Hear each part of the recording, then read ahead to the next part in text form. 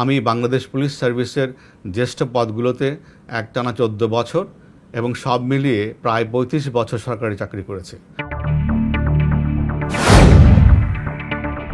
পুলিশের সাবেক মহাপরিদর্শক বেনজির আহমেদ তার স্ত্রী, 3 মেয়ে ও 1 স্বজনের নামে থাকা 621 বিঘা জমি ক্রয় বা জব্দের আদেশ দেন আদালত।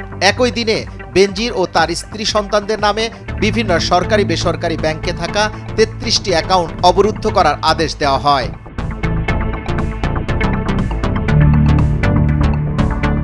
দুদকের পাবলিক প্রসিকিউটর মাহমুদ হোসেন জাহাঙ্গীর বলেন, বেনজির আহমেদ ও তার পরিবারের সদস্যদের নামে থাকা জমি যাতে হস্তান্তর না হয় সেজন্য সংশ্লিষ্ট জেলা সাব রেজিস্ট্রার বরাবর আদালতের জব্দের আদেশ পাঠানো হয়েছে। ব্যাংক হিসাবের অর্থ যাতে স্থানান্তর বা রূপান্তর না হয় সেজন্য আদালতের আদেশ পাঠানো হয়েছে সংশ্লিষ্ট ব্যাংকগুলোতে।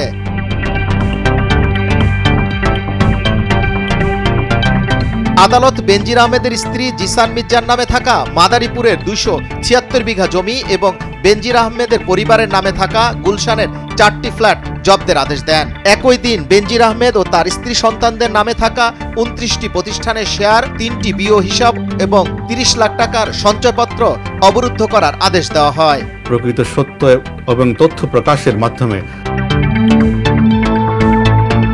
সাভারে তাদের কিছু জমিও পড়েছে একই আদেশের মধ্যে।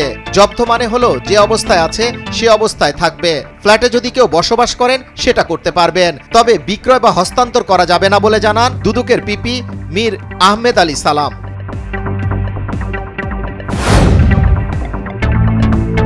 পরিবারের সদস্যদের নামে রাজধানীর গুলশানে একই দিনে 4টি ফ্ল্যাট কিনেছেন পুলিশের সাবেক আইজিপি। বছরখানেক আগে 2023 সালের 5 মার্চ রাজধানীর অন্যতম দামি ও অভিজাত এলাকায় কেনা ফ্ল্যাটগুলোর দাম দেখানো হয় মাত্র 2 কোটি 19 লাখ টাকা।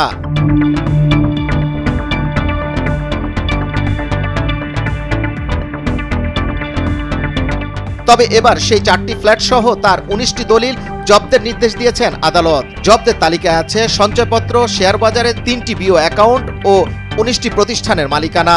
চাকরির সময় পুলিশের শীর্ষ পদগুলোতে দায়িত্ব পালন করেন বেনজির আহমেদ।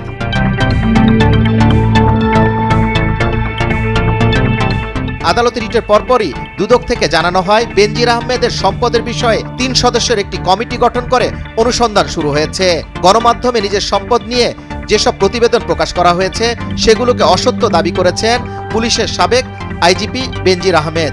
ব্যক্তিগত দায়বদ্ধতার অবস্থান থেকে প্রকাশিত সংবাদের প্রেক্ষিতে প্রকৃত সত্য এবং তথ্য তুলে ধরা। যুবরাজ ফয়সাল, ভোরের কাগজ, ঢাকা।